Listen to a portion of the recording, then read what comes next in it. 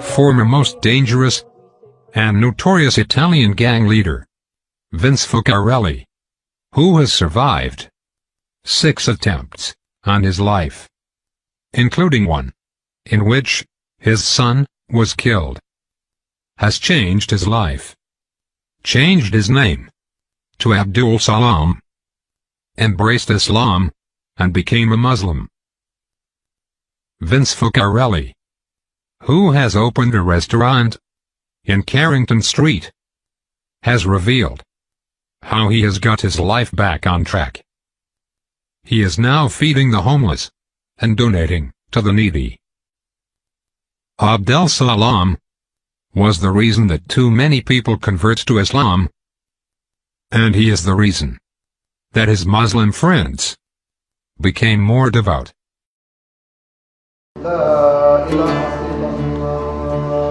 So has his Islamic faith. On Tuesday nights he feeds the homeless from the rear of the cafe that serves up all types of cuisine, from traditional Arabic to Italian and vegan. We cook pasta, we make soup, we give bottled water, blankets, socks, things like that. We make a package. We probably can't cater for the 6,000 homeless that there is in South Australia, Adelaide, but we do the best we can every week to provide a service for them.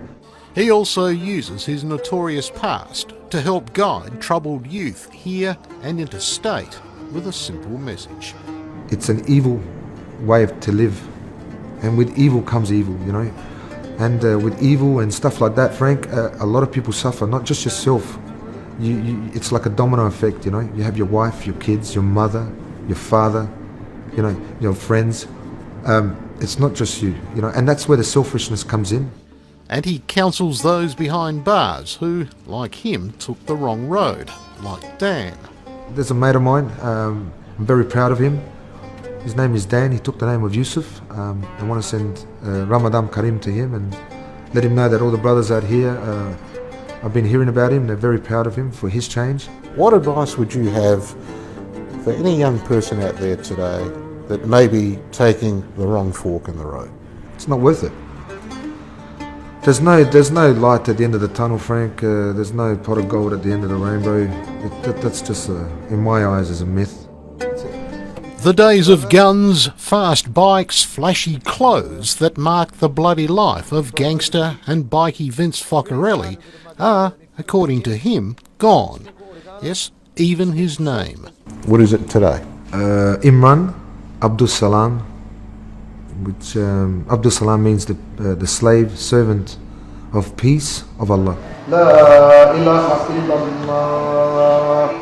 Although raised a Catholic in a traditional Italian migrant family, he's been a Muslim for 15 years, but admits losing his way from the righteous path he now strictly follows. I chose that life the way it was meant to be lived, you know. I didn't make any excuses. I did what I did. He hopped out of the back seat and then fired a number of shots into the car. Giovanni in the passenger seat was killed. It was the 6th attempt on Vincenzo's Now life. for the first time, Vince Focarelli opens up on his notorious criminal history. Look, Frank, the truth is that when you live that life and you enjoy living that life, the people around you that you're referring to and explaining, it didn't seem that way then. It felt normal.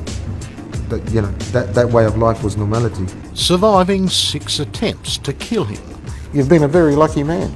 I've been a blessed man. Not a lucky man, a blessed man. Both Focarellis were hit several times. The shooting murder of his stepson Johnny. Did you feel that you wanted to take some kind of revenge, retribution? Absolutely. For those? Of course, Frank. But I think that's for everyone would have that first instinct, you know, when it comes to things like that. Especially in that life, you're required. You know, it's like a requirement of it. And his redemption. You could never go back to that. Never, Frank.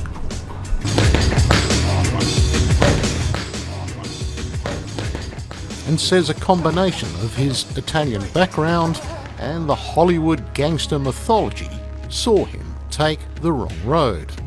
You know, I'm not embarrassed to admit it. It did, yeah. It influenced me in a big way.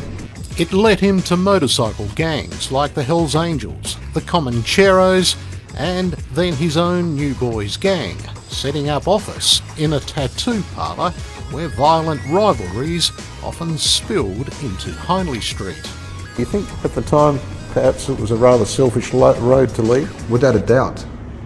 Anyone that lives that life, you know, I mean, it's up to between them and Allah to change, but that's not a life to live. You wouldn't, you know, I was educating and pretty much promoting that sort of lifestyle, recruiting, and you know, and I feel very silly, very ashamed. I have, to a degree, I don't think much of it because that was my journey. He won't talk about the gangs in any detail, nor why they wanted him dead. 2 Hells Angels associates blew themselves up trying to deliver a bomb to his home. Were you living in fear yourself after all that? Look, Frank, like I said, the best way I can answer that fear factor wasn't as great as it should have been, because then, you know, maybe the decisions would have been made a lot simpler. I was concerned about my family, and I had no time to be concerned about myself. I chose that life, like I said, and whatever came at me, I took it on the chin for myself, but the concern was for the family. But his family did become targets. Police say the video leaves no doubt that Focarelli knows who killed his son. He is not cooperating whatsoever. While sitting in a car, Vince and his stepson Johnny were hit by a hail of bullets. Very sad, and very concerning that he wouldn't die, that I'll make it to the hospital. Were you telling him that while you were in the car? Was he conscious or? No. I was telling myself that it was okay, that he's just unconscious and everything will be okay. And I was talking to him, obviously, and I didn't want to believe that that was it. Johnny was dead by the time the ambulance reached them. Vince was badly wounded. Was that the sort of turning point in your life, you think? No. It wasn't? I have to answer you honestly, Frank. I was very angry and, you know, and frustrated at the situation. Did you have feelings of revenge? Yes. Absolutely. On his release from hospital, Vince was arrested. He wound up in solitary confinement in Yatla's G Division. It was to be his road to Damascus moment. I started reading the Quran, and a lot of things spoke to me in regards to my life. You know, you can't delay it or you can't prolong death, but everything is written. Allah has written it.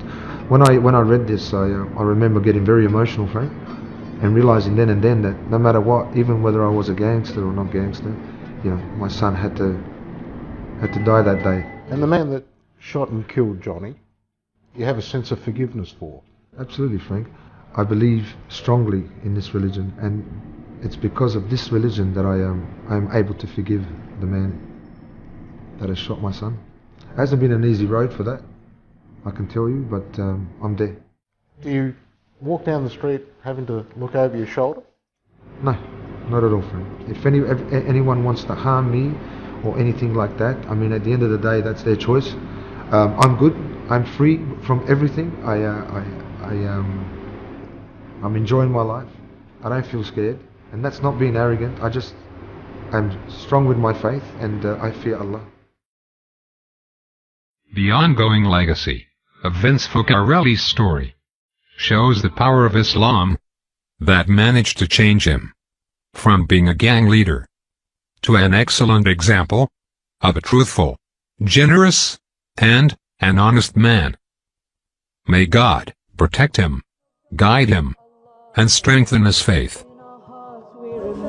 Allah is more exalted than heaven and earth. His prayer more important than the greatest of the war. Allah is greater than any praise.